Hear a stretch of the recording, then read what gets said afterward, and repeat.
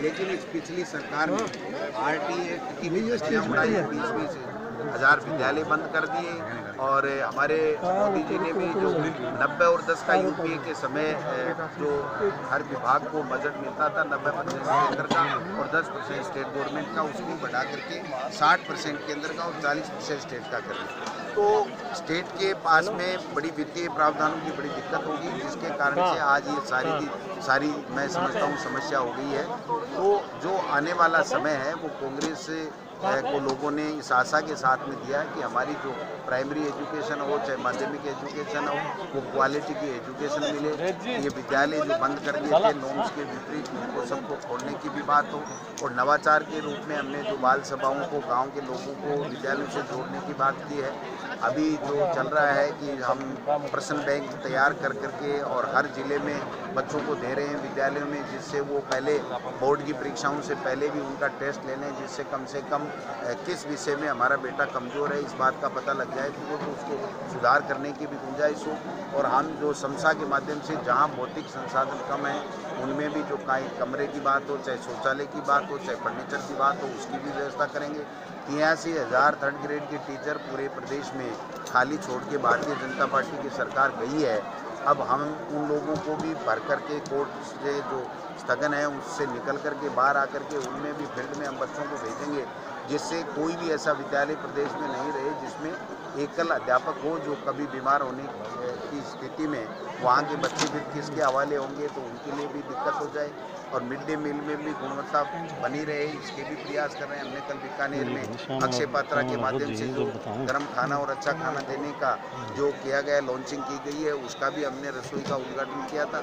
तो सरकार जब से बनी है तब से इस शिक्षा विभाग में नवाचार के लिए भी प्रयास कर रही है। और जो ढांचा ये बिगाड़ के गए थे, ये कभी विद्यालय बंद कर रहे थे, कभी साइकिलों के कलर चेंज कर रहे थे, कभी ड्रेस कोड में हाफ पैंट के कलर चेंज कर रहे थे। इन्होंने एक तरीके से RSS की विचारधारा थोपने की पाठशाला इस शिक्षा विभाग को बना दिया था, उससे बाहर निकालने की आवश्यकता है। हमारा और कांग्रेस पार्टी का ये मानना है कि शिक्षा के क्षेत्र में किसी तरह की राजनीति नहीं होनी चाहिए।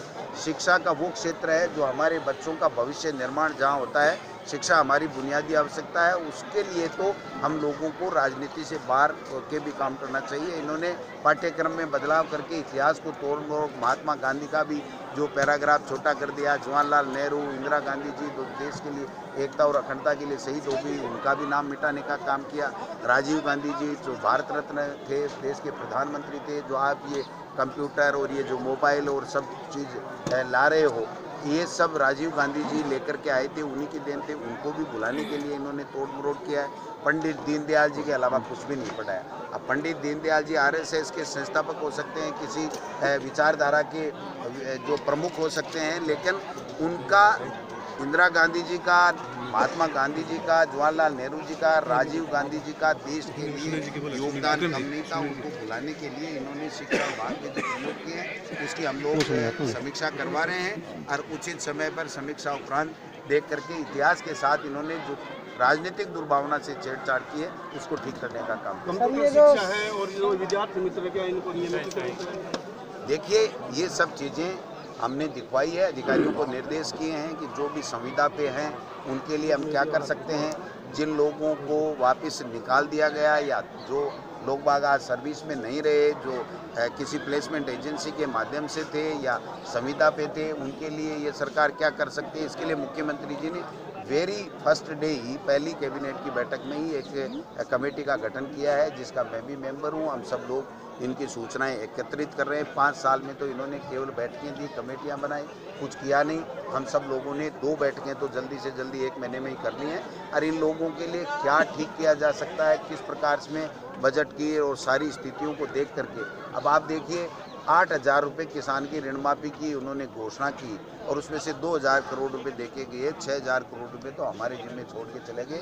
लेकिन फिर भी राहुल गांधी जी ने कहा था कि किसान का जो कर्जा माफ़ होना चाहिए, तो इसकी शुरुआत हमारे राजस्थान से कर दी गई है। 3 दिन में सरकार बनते ही 18,000 करोड़ रुपए की ऋण माफ़ी की घोषणा ही नहीं की, बल्कि 7 तारीख से अभी जो है वो कैंप लगा करके ऋण के ऊपर काम चालू कर दिया गया है। और आगे और जो नॉन डिफाल्टर हैं उन किसानों को किस प्रकार फायदा मिले, इसके लिए भी एक कमेटी बना दी गई है। जो कमेटी काम करेगी, रिपोर्ट आने के बाद में उनके लिए भी हम लोग काम करेंगे। और हमारे राहुल गांधी जी राष्ट्रीय अध्यक्ष ने एक घोषणा कर दी कि जब तक किसान का संपूर्ण कर्जा माफ नहीं होगा तब तक हम चैन से नहीं बैठेंगे।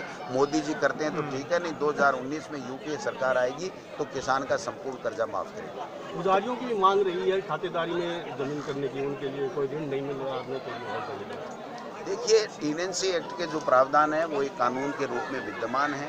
उसमें किस प्रकार से क्या चीज़ हो सकती है, क्या नहीं हो सकती, ये सब चीज़ें कानून की समीक्षा की बात है। वो जो मुख्यमंत्री जी या कैबिनेट के स्तर के ऊपर होता है। मेरे स्तर पे इस तरह की कोई बात नहीं हो सकती। Thank you sir.